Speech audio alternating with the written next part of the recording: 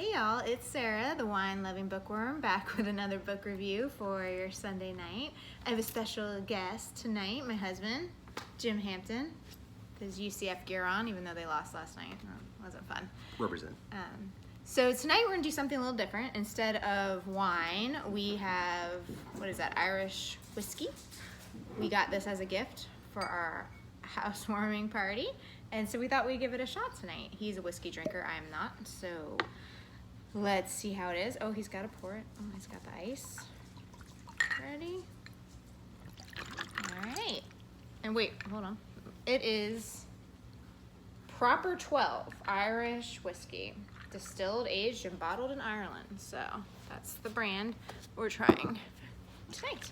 So cheers. To UCF not losing anymore. Hopefully.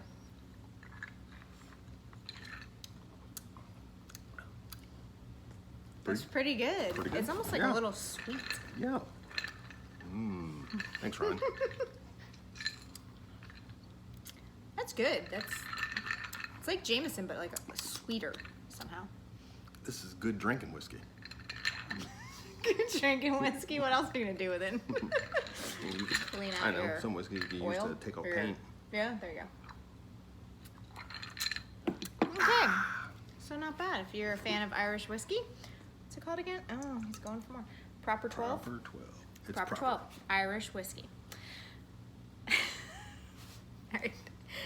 So this week I read, which he's very thrilled about because it's about a serial killer, I'll Be Gone in the Dark by Michelle McNamara.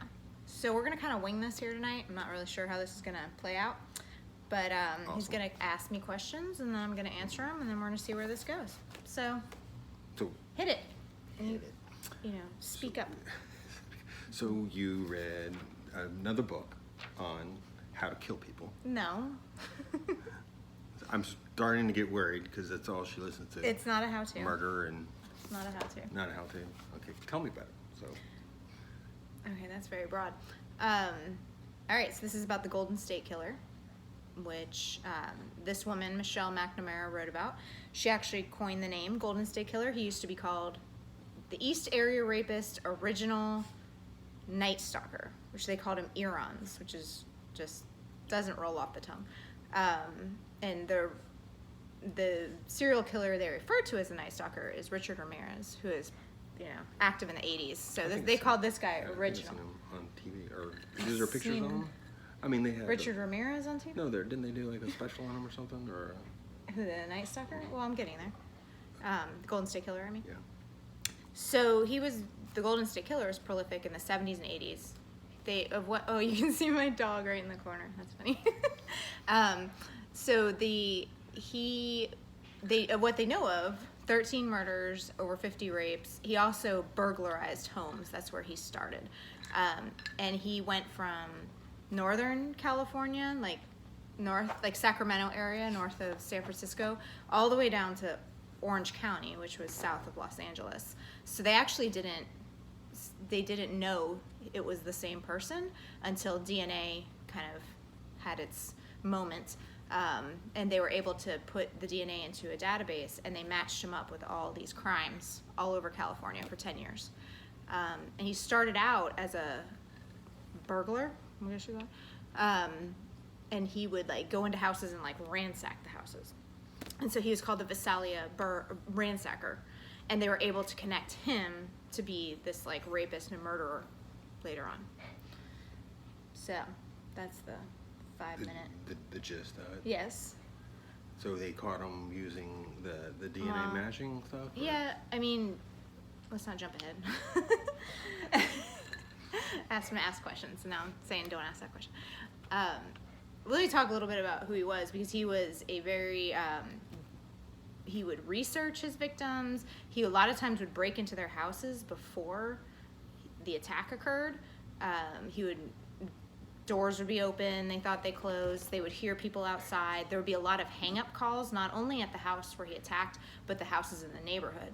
So they think, one, he was trying to figure out their schedule.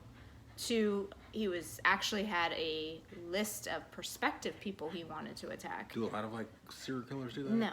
Because I thought, isn't that last guy that you said that was a cop, didn't he do the same thing? Well, this is this guy. It's the same guy? Spoiler alert. Oh. Sorry. And he actually would, like, at the end, he kind of preferred couples. So, I mean, without getting into the gruesome details, he'd pretty much tie up the guy and rape the woman and then kill them both sometimes. Not all the time, but sometimes. He'd actually spend hours in their house, like, eating their food and drinking their drinks, and it was really weird. And then he would make them think he was gone, and they would kind of try to get out of their, you know, bindings, and then he would be like, no, I'm still here, you know, and like scare the crap out of them. So a lot of them would just stay completely still for hours and hours till dawn came. And sometimes he would pile dishes up on the guy's back. So he would say, if I hear a dish move, I'm killing everybody. But didn't they do that anyway? Sometimes, not at first. He didn't kill them at first. And he would, like, at one point, he broke into somebody's house, and the guy kept a gun in his nightstand, and he took all the bullets out of the gun. And so when they woke up to this guy in their room, the guy grabs his gun. He didn't have any bullets in it. And the guy opened his hand, and he had all the bullets in his hand. So really super creepy dude. He would take stuff from one crime scene and leave it at another crime scene. He did that a lot. The cop theory, they thought he was a cop or that he had a police scanner because they would put patrols in one area and he would hit a different area, so he knew where not to go. They also thought he had military training. Sorry, my dogs are being crazy back here. So yeah, that's kind of the background of him. He was a guy that they couldn't find, even though he was hitting up all these homes. And sometimes an FBI agent actually just happened to live in the neighborhood, and the guy was bicycling away really fast and was able to get away from him in a car, which I don't really understand, but he was riding a bike and yeah, got away from a cop. Like, yeah, that's top-notch cop. There. He like tossed the bike and ran into woods or something, and he would hit single-story houses next to like a green belt or like a drainage ditch or something like that, so he'd get away really fast. He would scope out houses for sale because he knew he could get into the house at an open house and look around. So he'd do that a lot. So he was caught just recently, which was huge news. And let me see, I'm going to show you a picture of him now because he is like, you know, kind of, I don't know, he's kind of a scary grandpa, but maybe like a janitor at the school or something. I don't know, your bus driver, kid's bus driver. He's 74 years old, and what they did was they uploaded his DNA because they never got a hit. There's a DNA national database now, and when prisoners come into jail, they will take their DNA and load it into this database. And they never got a hit. And even if your brother or your dad or someone very close to you would go into jail, it would have hit. So they were very frustrated by this. But what they did was they used one of those genealogy sites. It's called GEDmet or something, GEDmet, I don't know, one I hadn't heard of. But they went ahead and uploaded his DNA to compare it, and they found like third cousins, from what I understand. And they were able to like create a family tree, and they had to use that using publicly available information, which is not easy. And they narrowed down the suspects, and they got this guy, and they had to sit outside his house. He's old, so he doesn't go anywhere. He just sits inside his house. They had to wait till he left, and then they were able to get some of his DNA to actually do a, you know, exact match, and it matched. And so they caught this guy, which is just amazing. I mean, and now they're kind of looking into using these websites to catch other killers. There's not a whole, well, I shouldn't say that. There's some very famous serial killers that have been caught, like the Zodiac and a couple other ones, but a lot of them are in jail. I mean, they mess up. They leave DNA. DNA is a big thing now. Back in the 80s, we didn't have DNA, so they thought they could just, you know, do whatever. It didn't matter. Well, now you get caught. Yeah. So. Moral story: don't if you're going to plan on killing somebody, don't use one of those genealogy sites. Well, your third cousin could use it, and they could find you. Well, then it's not about him using it. Kill it your could third cousin. Well, kill them all, and you might not even know your third cousins. So, so it was a really good book. The woman that wrote it actually died before publication. So her husband and this true crime journalist that she worked with helped finish it, and they and so she really wanted to find this guy. She thought maybe I could find something that they didn't see and I could help them find this guy. One of the lead detectives on the case actually considered her like a partner in the case because she was so involved in it. So it's kind of, unfortunate she didn't live to see this guy actually get caught. But if you are interested at all in serial killers, in the Golden State Killer in particular, she does a really good job at this. She actually, I think this is the case where she became a private investigator. I might be mixing that up with someone because you can get access to a lot more police files that way. So, yeah. So any other? I just got why. So what makes you more interested in these books rather than like kissy lovey, romantic? Yeah, that's why kissy lovey romantic. It's always stupid and campy. I thought all girls like that stuff. No. I'm not all girls. I think you know that by now. It's not that I'm like a fan of the serial killer or like think something of them. I just am fascinated by abnormal psyches, I guess, and wonder why it makes, what makes them tick. What makes their brain work? Yeah, what makes their brain work? They usually have a lot of trauma in their childhoods. And what's a common thing that since you've been listening to these other people and you've been reading all these books, what's a couple common things that all these serial killers seem to have? Being hit on the head when they're young is one. I mean, that sounds stupid, but I listened to this podcast he's referring to, My Favorite Murder, and they research these killers, and the amount of them that have been hit on the head, fallen off a tree, and had some kind of head trauma, car accident, whatever, when they were young is absolutely astounding. Like, it seems to be like 85-90% of them, which is kind of scary. Like, so if you drop your baby, like, watch out. Maybe a serial killer. And then, a lot of them have very severe abuse in their lives. And I'm talking about people who murder in general. I mean, if you're abused, that's what you tend to do when you get older. It's just what you've learned. That's what you think, I don't know, normalcy and love is, I guess. Do a lot of them have like mommy issues?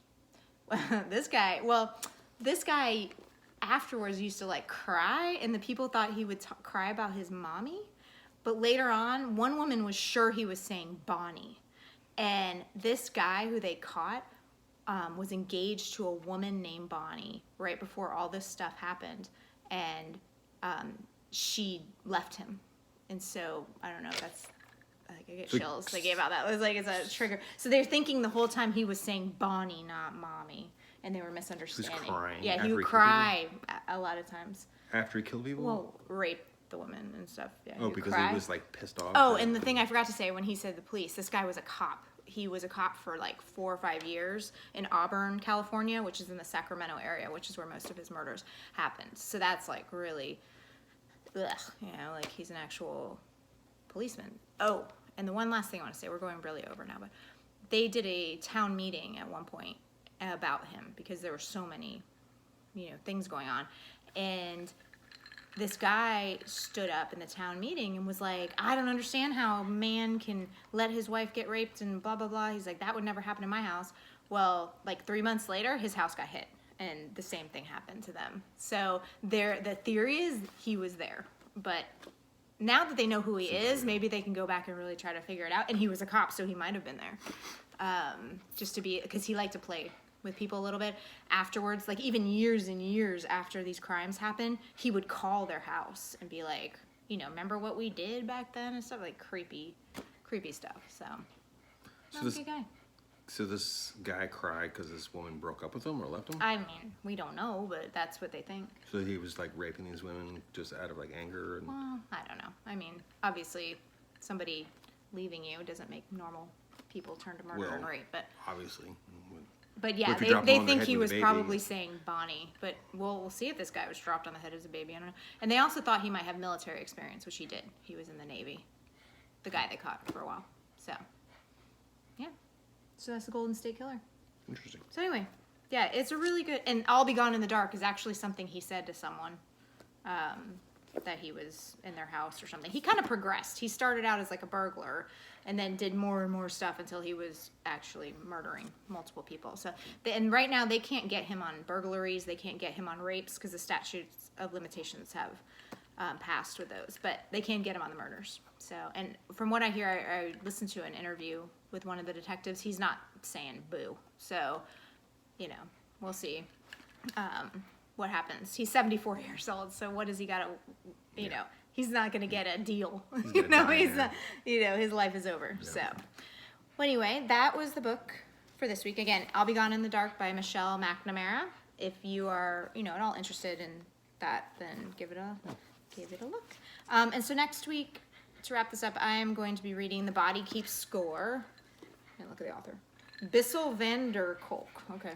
He's a doctor, and it's, you know, maybe ties into this a little bit. He's writing about trauma. So how your brain reacts to trauma. And trauma, I mean like going to war, being a rape victim, being a molestation victim, seeing someone die in front of you, all those different things. So he's writing about how the brain works after trauma. And it's my book club book, so I'll be going to book club on Thursday, so I'll have that perspective. It's really good so far. It's not too medically, you know. It's not like if you're not a doctor, you're not going to understand it. Medically. I think it's pretty good. So I'm not that far through it yet. She told me something about it. I found it really interesting. Yeah, different things they're doing with like MRI scans with trauma victims is very interesting. So, and different drugs, and whether drugs or whether therapy. I'm not a big reader. I think I'd like to read it. Yeah, I think he would too. So, so that's it for tonight. Thank you to my husband for joining me.